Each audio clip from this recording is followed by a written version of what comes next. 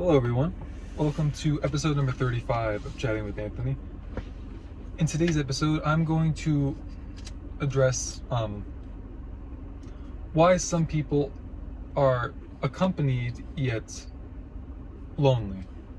I know that might sound confusing to some of you because from a textbook definition, those two things are opposites. Lone meaning, solo, accompanied meaning with others. But when I say accompanied, I am more so referring to physical accompaniment, as in you're around other people, but you might not feel like emotionally connected to them in any way, and so you might feel lonely. And I could say from my own experience, I know a lot of people have also said that I'd rather be lonely by myself than lonely with other people, and I agree with that. But yeah, physical proximity is only part of the equation. As is, you can be like emotionally connected to someone, like think of long distance relationships. You don't have to be in close physical proximity with them. But I would argue that it's hard to really say for sure because very few people literally are isolated from like all other human contact in terms of like physical proximity. Like I think of myself and I would say I would rather be emotionally connected with people and not physically, rather than physically did I say physically emotional? I meant like I would rather be emotionally connected with people and not physically connected with anyone, like by myself, rather than the other way around. But the reality is, like, I know I would go to the gym and I'd see people there. I know I'd go to the store and see people there. But if you were to like really isolate someone completely, I think they'd go a little bit crazy. So I don't think it's fair for me to make those assumptions, because who really knows? I think we'd really only find out once we got there.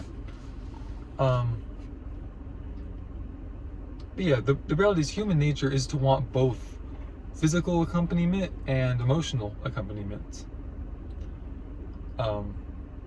We are like being the lone wolf isn't a good thing, really. Like, as someone who's been the lone wolf numerous times, I don't know if numerous times is the best way to put it.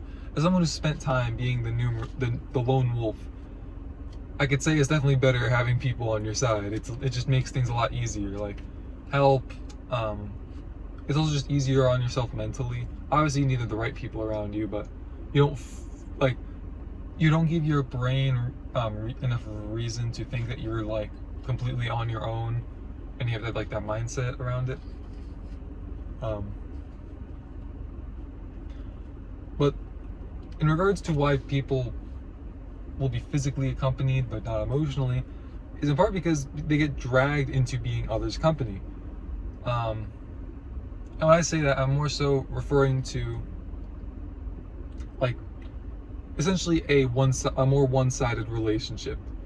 Now, in some cases, the other person might agree to it at first because it might be two-sided at first and then turn into a one-sided thing. But when a relationship isn't two-sided, it is inauthentic in the sense that when I say relationship, I mean like you're there for each other. You are meant to help each other improve and be better, rather than just like one is almost like a parasite to the other. And when you get to that point in the relationship, disdain grows, probably for the person who is being sucked dry, if you will. The reality is, when I say like you get dragged in other people's company, some people actually do need to get dragged in other people's company because they're just a bit more introverted or shy.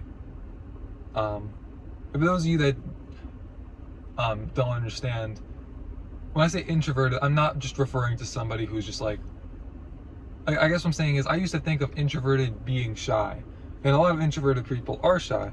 Introverted basically just means that social interactions tend to drain your brain's battery, if you will. rather than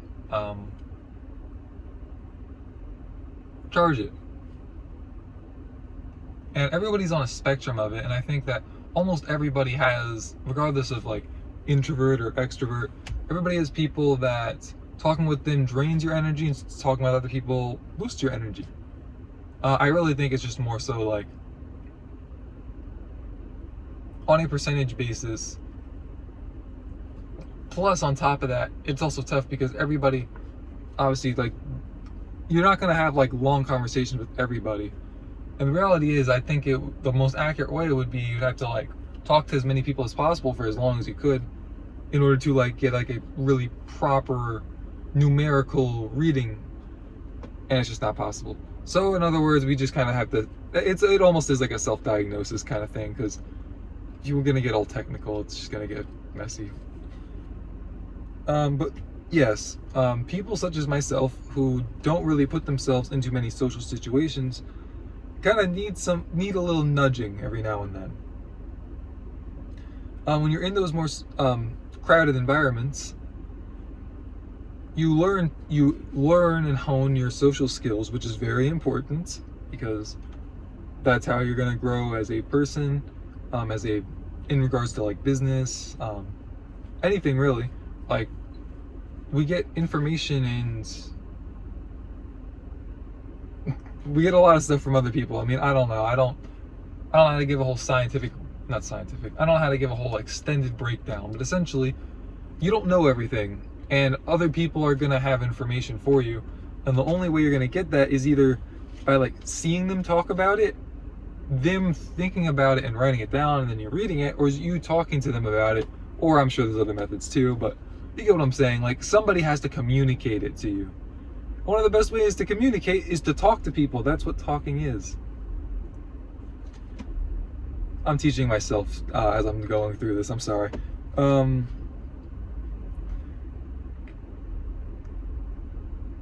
yeah, as I said, like, networking, I should also clarify. Networking, I'm more so referring to, like, finding people in the same field as you in terms of your work, whether that's like you're a business owner or you just work for a company, and then trying to like figure out ways to improve or to just build a friendship, so that you can, get better at your job, so that you can essentially get paid more. Let me just put it like that. It doesn't have to be like the only focus, but whether it's get a promotion or just get paid more to do the job that you want, I think everybody would want that. So networking is very important for that. And in regards to if you're going to nudge someone and bring them along into a situation, I would just say things that help me out whenever I am in those situations is that you make sure that the person being dragged into it is as comfortable as they can, because they're probably going to be uncomfortable the second they walk in. And I don't mean you have to like baby them and hold their hand like obviously it depends on who it is, but most likely whoever you're doing this to is an adult. Like, they probably don't want to be treated like a child when they're there anyways, but accompany them, like try to stay like close with them during the party so that they don't feel too nervous. Probably don't just like if you're gonna leave them on their own for a bit to try and like get them to nudge them even further, if you will, maybe try telling them that's what you're gonna do. Maybe don't just like walk away and not tell them where they're going. I know that would give me a bit of anxiety if I just looked to my left and my friend wasn't there anymore and I had no idea where he went. If you want, you can go as far as to use have a safe word or like a safe area, even where it's like, let's only stay in this area. Or if we're in a conversation with somebody and I've been uncomfortable and I really want to disengage, there's going to be like a specific word I'm going to say, and that's going to be the cue to try and get us out of this conversation. Now, probably don't do something like don't just shout out like jelly beans in the middle of the conversation, because then it's just like it'll probably be put together like, okay, that was some kind of code word. But try to like integrate it into a sentence that makes sense based on the conversation. Like, if the code word is jelly beans, it could be like, oh yeah, I get, like, try to pick out like a food or the conversation about foods that, yeah man, I'm really into sweets. I actually really enjoyed, as a kid at least, I really enjoyed jelly beans. Something like that. Don't just like shout a random word out. I promise you it'll make things a lot more awkward. you'd be better off just like staring at your friend and hoping the other person doesn't look at them and just kind of going like. Anyways, but yeah, that's all I have for you guys today. I am by no means an expert in really any of the stuff that I talk about. That is why this channel is called Anthony Yaps, because a lot of this is stuff that I have researched and I have been able to gather the facts from in regards to the biblical stuff I talk about. Obviously I'm giving my interpretation on a lot of stuff, but I am taking from a factual book. And in regards to the other stuff I talk about, a lot of it is opinionated, like this. I don't have like sources to cite, but I know that as humans, we want to be in a physical and emotional accompaniment. I know that's a psychological fact. Again, everyone's different. Everyone has that on different levels.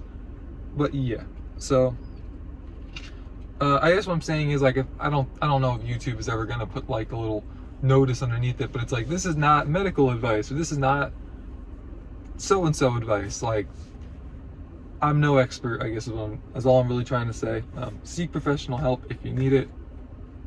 But I'm glad I could provide some kind of free resource for you. And thank you for watching. I'll see you both in the next one. Stay safe.